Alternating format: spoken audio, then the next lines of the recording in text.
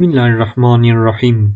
İftitah tekbiri. Namaza Allahu Ekber diye başlanır. Bu bir iftitah tekbiridir. Buna tahrime de denir. İftitah tekbiri Allah Teala'ya sırf tazim için zikredilecek bir tabir ile yapılır. Bununla namaza girilmiş, dışarıdan ilgi kesilmiş olur. Tahrime, Hanefilerce namazın esasen bir rüknü değil, bir şartıdır. Namazdan öncedir. Şu kadar var ki namazın rükünlarında fazla bitişik olduğu için o da bir rükün sayılmıştır. Diğer üç mezhep imamına göre tahrime de esasen namazın bir rüknüdür. Bu ihtilaf üzerine bazı meseleler ortaya çıkar. Namaza başlarken Allahu Ekber yerine Allahul Kebir veya Allahu Kebir veyahut yalnız Allah denilmesi de farz için kafidir. Bunlarda Allah Teala'ya tazim ifade eden birer tabirdir. Fakat Allahümme gfirli, estağfirullah, euzubillah, Bismillah gibi bir tabir ile namaza başlanamaz. Çünkü bunlar birer dua kelimesidir. Yalnız tazimi ifade etmez.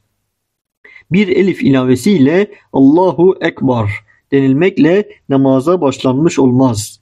Namaz esnasında böyle denilmesi en sahih olan görüşe göre namazı bozar. Çünkü mana değişmiş olur. Allah ismi celilinin elifini uzatarak Allah denilmesi de şüphe ifade edeceği için namazı bozar.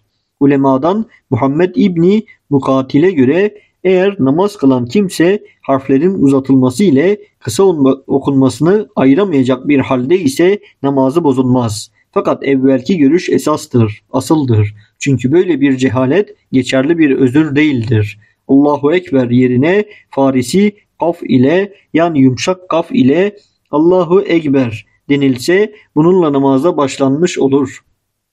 İmama uymak üzere ayakta alınan iftitah tekbirinin tamamen kıyam halinde alınması şarttır. Bu sebeple rükû halinde bulunan bir imama uyan kimse kıyam halinde Allah deyip de ekber lafzını rükûya vardıktan sonra diyecek olsa imama uyması sahih olmaz. Namazlarda kıyam yani ayakta durmak.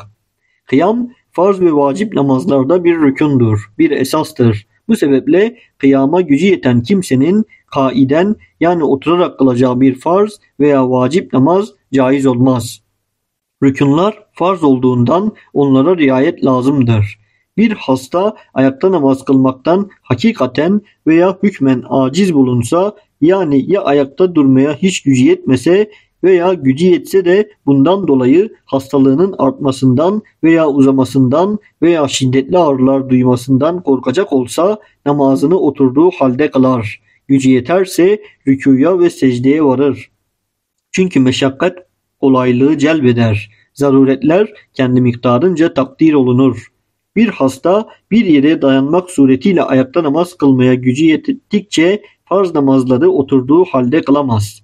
Aynı şekilde bir müddet ayakta kılmaya gücü yetince o kadar ayakta durur. Sonra oturarak namazını bitirir. Hatta yalnız iftitah tekbirini ayakta almaya gücü yeten kimse bu tekbiri ayakta alır. Sonra oturup namazını kılar. Başka türlü yapamaz. Bir hasta kıyama gücü yettiği halde rükû ile secdeye yahut yalnız secdeye gücü yetmese namazını ayakta kılması lazım gelmez. Bilakis oturup ima ile kılar. Daha faziletli olan budur. Fakat İmam Züfed ile diğer üç mezhep imamına göre namazını ayakta ima ile kılması icap eder. İmadan maksat namazda başı aşağıya doğru eğivermek suretiyle yapılan işarettir. Ayakta namaz kıldığı takdirde kıraattan aciz kalacak kimse namazını oturarak kıraat ile kılar. Ayakta kıraata bir miktar gücü olan kimse ise gücü yetecek miktarı ayakta okur. Sonra gerisini de oturarak okur. Rükû ve sucud ile namaz kıldığı takdirde yarasından kan akacak kimse namazını ayakta veya oturup ima ile kılar. Ayakta namaz kıldığı takdirde sidiğini tutamayacak kimse de namazını oturarak rükû ve sucud ile kılar. Tek başına namaz kıldığı halde kıyama gücü olup cemaat ile kıldığı zaman gücü olmayan kimse namaza ayakta başlar, sonra oturur, gücü varsa rükû için yine ayağa kalkar, rükû eder. Fakat mutlaka namazı iade etmesi lazım gelmez.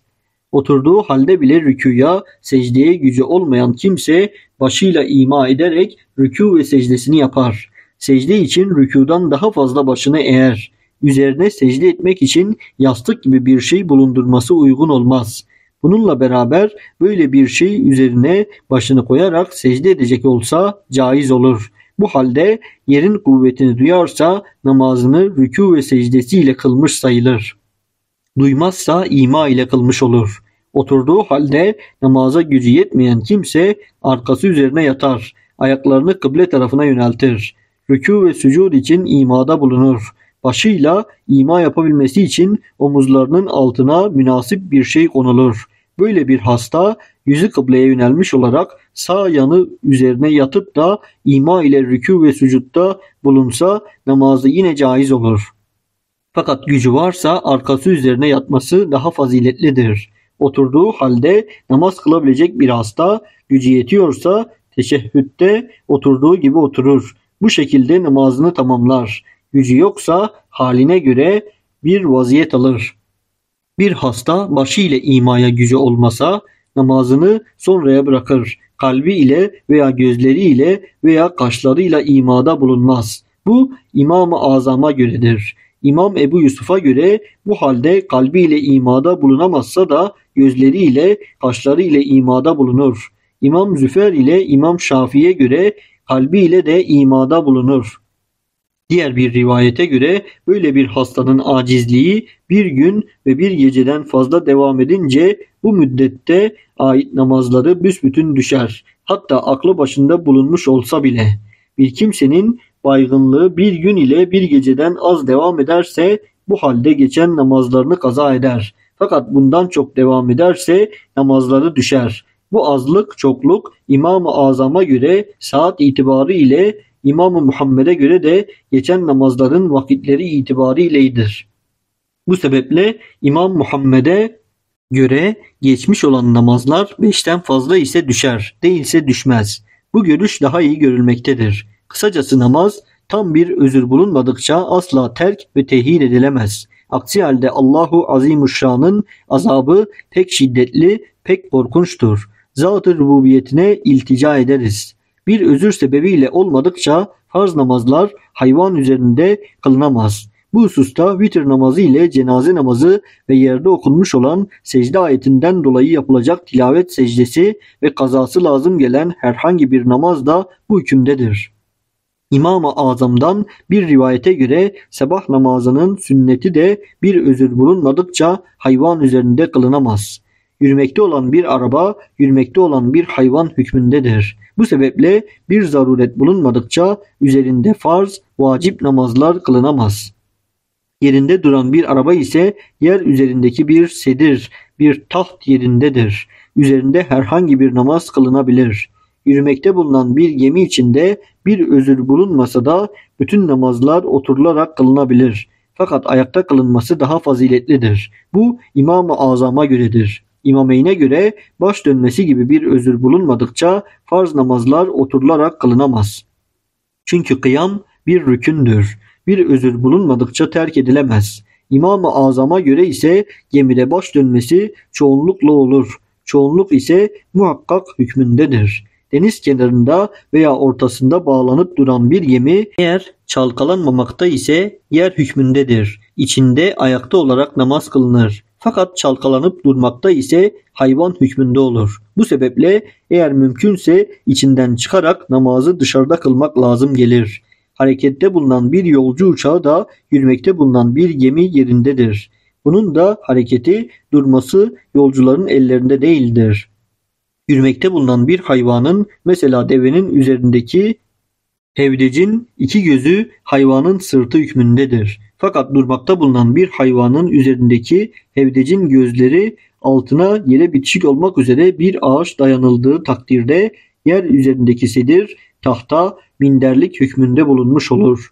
Hayvan üzerinde namaz kılan kimse rükû ve sücudu ima ile yapar. Secde için rükûdan fazla eğilir. Hayvan üzerinde bir şey üzerine, mesela hayvanın eğrine baş koyularak secde edilmesi mekruhtur.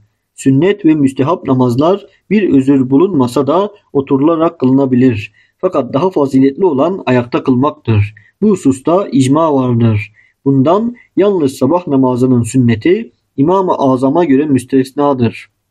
Nitekim yukarıda da işaret olunmuştur. Teravih namazını da bir özür bulunmaksızın oturarak kılmak caiz ise de mekruhtur.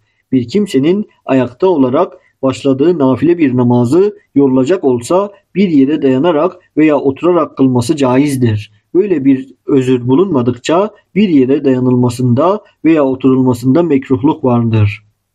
Bir kimse oturduğu halde başlamış olduğu nafile bir namazı kalkıp ayakta tamamlayabilir. Bunda ittifak vardır. Namazlarda kıraat. Namazda kıraat, yani namaz kılanın kendisini işitecek kadar diliyle harflerini dosdoğru çıkararak Kur'an-ı Kerim ayetlerinden bir miktar okuması namazın bir rüknü olarak farzdır. Kendisi bile işlemeyecek derecedeki bir kıraat ise kıraat sayılmaz. Yalnız imama uyan kimse bu kıraattan müstesnadır. Nitekim ileride izah edilecektir. Nafile namazlar ile vitrın ve 2 rekatlı farz namazların her rekatında kıraat farzdır. Fakat 4 veya 3 rekatlı farz namazların tayin etmeksizin yalnız 2 rekatlarında kıraat farzdır. Şu kadar var ki kıraatın ilk 2 rekatlarda bulunması vacip görülmüştür. Bu sebeple bu ilk 2 rekatlarda kıraatin kasten terk edilmesi mekruhtur. Yanılarak terk edilmesi de sehiv secdelerini icap eder. Bu halde farzların diğer rekatlarında Fatiha okunması tercih edilen görüşe göre vaciptir. Yanılarak terk edilmesi sehiv secdelerini gerektirir. Fakat diğer rivayetlere göre farzların bu son, yani 3. ve 4. rekatlarında kıraat caiz olduğu gibi tesbih de ve 1 veya 3 tesbih miktarı susmak da caizdir. Şu kadar var ki kıraat daha faziletlidir. Fatiha'nın okunması ise sünnettir. Namazda kıraatın farz olan miktarına gelince bu miktar İmam-ı Azam'a göre kıraat farz olan her rekatta pek kısa olsa bile bir ayettir. Böyle bir ayet okundu mu bu farz yerine getirilmiş olur. Fakat İmameyne ve İmam-ı Azam'dan diğer bir rivayete göre bu miktar kısa 3 ayet veya böyle 3 ayet miktarı uzun bir ayettir. İhtiyata uygun olan da budur. Bir harften veya bir kelimeden ibaret olan bir ayetin mesela Nun ve Müdhammetan ayetlerinin okunması ise en sahih olan görüşe göre ittifakla yeterli olmaz. Çünkü bu bir kıraat sayılmaz. Bir ayeti celileden başkasını okumaya gücü olmayan kimse o ayeti kerimeyi İmam-ı Azam'a göre bir kere okur. Bir rekatta 3 kere tekrar etmez. İmameyne göre tekrar eder. Fakat 3 ayet okumaya gücü olan kimsenin bir ayeti 3 kere tekrar etmesi İmameyne göre de caiz değildir. Ayet-el Kürsi gibi uzun bir ayetin bir kısmını bir rekatta, diğer kısmını da diğer rekatta okumak en sahih olan görüşe göre yeterli olur. Çünkü bunlar 3'er kısa ayete denk bulunmuş olur. Yanlış kıraatların hükümleri için Zelletül Kari bahsine müracaat ediniz. Namazlarda rükû. Namazlarda rükû da bir rükün olduğundan farzdır. Kıraattan sonra eğilerek rükûya varılır. Baş ile arka düz bir istikamette bulunur. Eller dizlere kadar varır. Şöyle ki ayakta namaz kılan kimsenin rükû için yalnız başını eğmesi yeterli olmaz. Arkasını da eğerek başı ile arkası düz bir çizgi gibi doğru bir şekil almış bulunur. Bu tam bir rükûdur. Bununla beraber namaz kılan rükûya vardığında tam bu şekilde bulunmazsa bakılır. Eğer kıyama daha yakın görülürse rükûsu sahih olmaz. Fakat rükû şekline yakın görülürse sahih olur. Oturduğu halde namaz kılan kimse rükû ederken alnı dizleri hizasında olacak derecede arkasına eğmelidir. Rükû şeklinde kambur olan kimsenin rükû için başını biraz eğmesi lazımdır. Kamburluğu rükû sayılmaz. İmama rükû halinde yetişen kimse ayakta tekbir alıp daha sonra rükûya gider. Bu tekbiri rükûya yakın bir şekilde alsa namazı bozulur. İmama uymuş olamaz. İmama henüz rükûdayken yetişip uyarak rükûya varan kimse o rekatı imam ile kılmış sayılır. Fakat imam rükûdayken tekbir alıp da imam rükûdan kalktıktan sonra rükûya giden kimse o rekata yetişmiş olamaz. Bilakis mesbuk, yani imama 1. rekattan sonra uyan kimse olur. O rekatı namazın sonunda tek başına kılar. İmama uyan kimse imamdan evvel rükûya gidip daha imam rükûya gitmeden başını kaldırsa bu rükûsu yeterli olmaz. Bu sebeple bunu imamın rükûsu esnasında iade etmezse namazı bozulmuş olur. İmama uyan bir kimse imamdan evvel rükûdan, secdeden başını kaldırırsa hemen rükû veya secdeye dönmesi gerekir ki imama muhalefeti ortadan kalksın. İmama rükûda yetişen kimse iki tekbire muhtaç değildir. Allahu Ekber diye namaza başlar ve hemen rükûya gider. Bu bir tekbir ile hem iftitah hem de rükû tekbirini almış olur. İmamlık bahsine de müracaat edebilirsiniz. Namazlarda secde. Secde de namazın bir rüknü olduğundan farzdır. Namaz kılan kimse rükûdan sonra secdeye varır. Rükû halinden daha fazla eğilir. Cephesini, alnını, yüzünü, iki ayağını ve iki eli ile iki dizini yere veya yerde bitişik bir şey üzerine koyar. Hak Teâlâ Hazretlerine tazimde bulunur. Bu secde her rekatta birbiri ardınca 2 defa yapılır. Namazda secde için yere alın konulduğu halde burun konulmasa secde yine caiz olur. Şu kadar var ki böyle bir secde bir özür bulunmayınca mekruhtur. Bilakis burun konulduğu halde alın konulmazsa bakılır. Eğer bir özür sebebiyle ise secde ittifakla caiz olur. Bir özürden dolayı değilse İmam-ı Azam'a göre mekruh olmakla beraber caiz olur. İmameyne göre caiz olmaz. Bir özür sebebiyle olsa da yanak veya çene ile secde yapılamaz. Alında veya burunda secdeye mani bir özür bulunsa ima ile secde yapılır. Secdede elleri, dizleri yere koymak mutlaka farz değildir. Bilakis sünnettir. Ancak İmam Züfer'e ve İmam Şafii ile İmam Ahmed'e göre farzdır. İki ayağın veya bir ayağın parmakları yere konulmadıkça secde caiz olmaz. Tercih edilen görüş budur. Bir ayağın yalnız bir parmağını veya ayağın yalnız üstünü yere koymak yeterli olmaz. Secde edilecek yer ayakların konulduğu yerden yüksek olunca bakılır. Eğer yükseklik yarım arşın yani 12 parmak yaklaşık 34 santimetre miktarı ise secde caiz olur. Bundan fazla ise caiz olmaz. Kalabalık veya başka bir özür sebebiyle dizler üzerine secde caizdir. Aynı şekilde kalabalık sebebiyle aynı namazı kılanların birbiri arkasına secde etmeleri de caizdir. Bir kimse başındaki sarığının bir büklümü veya sırtındaki bir elbisenin fazla miktarı üzerine secde edecek olsa bakılır. Eğer bunlar temiz bir şey üzerine konulmuş olur ve sarığının büklümü de alnına bitişik bulunursa secde caiz olur. Yoksa olmaz. Mutlaka yerin sertliğini duymak da lazımdır. Bu sertliğin hissedilmesine mani olacak pamuk ve benzeri bir şey üzerine secde edilemez. Atılmış yün, pamuk, saman, kar gibi bir şey üzerine secde edildiği takdirde bakılır. Eğer bunlar sık ve sert olup hacimleri anlaşılırsa secde caiz olur. Fakat bunların içinde yüz kaybolup hacimleri anlaşılmazsa ve böyle bir şeyin üzerinde yüz aşağıya tam yerleşerek karar bulacak olmazsa secde caiz olmaz. Çuval içinde bulunan buğday, arpa, pirinç, darı gibi hububat üzerine secde yapılabilir. Fakat çuval içinde bulunmayan buğday ve arpa üzerine secde yapılabilirse de darı gibi kaypak şeyler üzerine secde yapılamaz. Ufak bir taş üzerine secde edilemez. Fakat alnın çoğu bu taş ile beraber yere temas edecek olursa secde caiz olur. Yere serilmiş olan herhangi temiz bir şey üzerine secde edilebilir. Hatta bir özür sebebiyle olmasa veya serilmiş bulunduğu yer temiz bulunmasa bile. Yeter ki o yerin pis kokusu veya rengi gibi bir eseri belirmesin. Şu kadar var ki böyle bir şeyin yere serilmesi ya sıcaktan veya soğuktan korunmak veya elbiseyi tozdan, topraktan korumak için olmalıdır. Yoksa sırf alnı topraktan korumak için olursa mekruh olmaktan beri olamaz. İmam Malik'e göre kilim, keçe, posteki gibi yer cinsinden olmayan bir şey üzerine secde edilmesi mekruhtur. Sıcaktan veya soğuktan korunmak gibi bir özür sebebiyle temiz yere konulacak iki el üzerine secde edilebilir.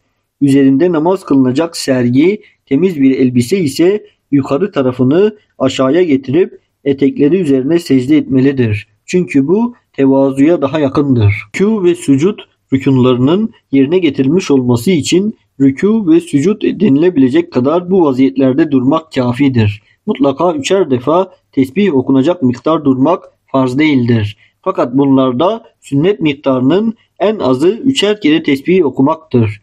Ortası 5, en güzeli de 7'şer tesbih okumaktır. Tek başına namaz kılan daha çok tesbihte bulunabilir. Fakat imam olan şahıs cemaatin rızası bulunmadıkça 3'ten fazla tesbihte bulunamaz. Cemaati usandırmak, kaçırmak uygun değildir. Rükuda tesbih Sübhane Rabbiyel Azim.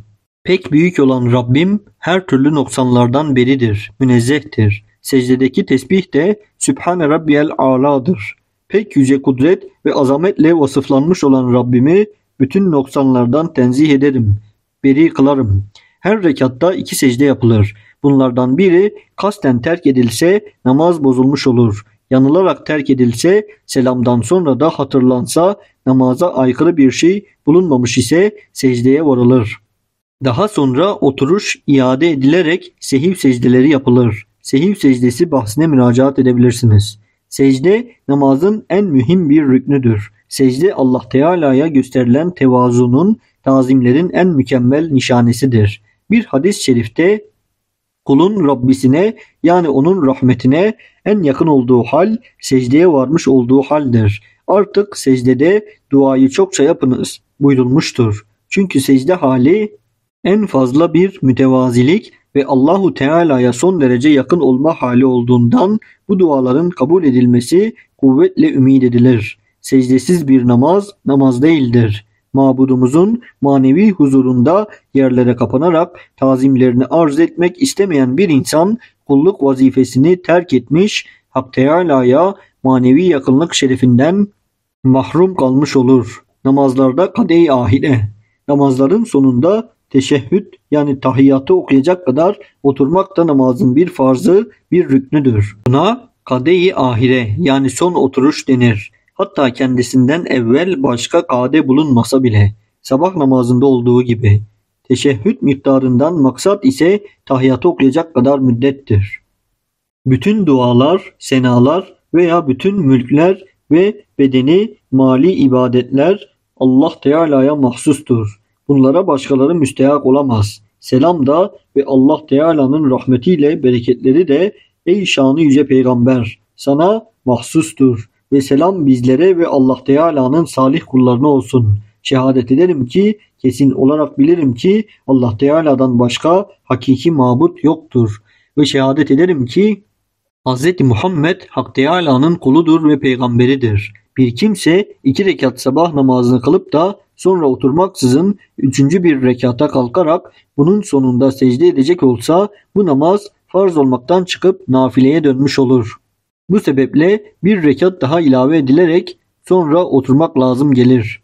Aynı şekilde 4 rekatlı bir farz namazının 4. rekatında ve akşam namazının 3. rekatında oturulmayıp da bir rekat daha kılınarak secdeye varılsa bu namaz da nafileye dönüşmüş olur. Bu halde kılınan namaz sabah namazı ise 4 rekatı müteakip hemen selam verilir. İkindi gibi 4 rekatlı bir namaz ise 5. rekatta bir rekat daha ilave edip daha sonra selam verilir. Sahih olan görüşe göre bu halde sehiv secdesi lazım gelmez. Bu mesele İmam-ı Azam ile İmam Ebu Yusuf'a göredir. İmam Muhammed'e göre bu namaz esasen namaz olmaktan çıkar. Nafile de olmuş olmaz.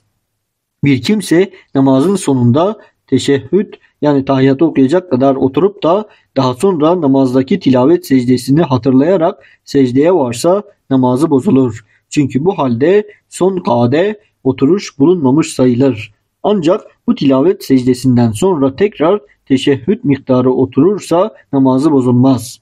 Son oturuşun tamamını uyku içinde geçiren bir kimse uyandıktan sonra tekrar bir teşehhüd miktarı oturmazsa namazı bozulur. Çünkü uyku içindeki bir fiil irade ile olmadığı için geçerli değildir. Bunun varlığı ile yokluğu musavidir. Nitekim namazda uyku halinde yapılan kıyam, kıraat, rükû gibi fiiller de geçerli değildir. Kanalıma abone olup beğenmeyi unutmayalım. Bu şekilde rivayet edilmiştir. En doğrusunu Allah Celle Celaluhu bilir.